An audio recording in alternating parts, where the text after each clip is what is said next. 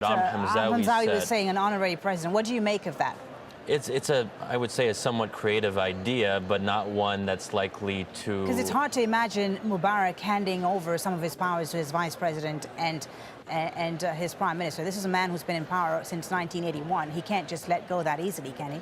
Exactly, and I think there's a real question of trust here. That might work if the protesters could really believe that the people in charge now had the best interests of the country in mind. But they're going on the last 3 decades of experience, and we've heard this kind of talk before: national dialogue, reaching out, things will get better, and it's never happened up until now. So why should they start believing it now? I think that's the real question now coming from the protesters. And they don't seem to really have a plan for moving this to the next step. Revolutions don't just happen by protesting day in and day out. There has to be something beyond that. And I think what's really missing here is strong, decisive leadership.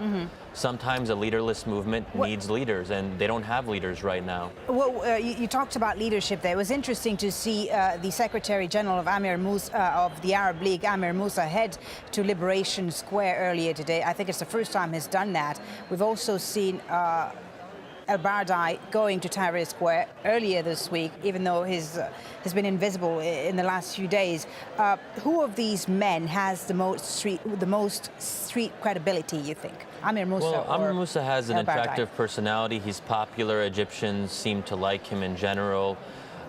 He got out in front of these uprisings and had some strong comments after the Tunisian uprising happened, telling Arab leaders that there's something serious going on here. People's demands have to be met.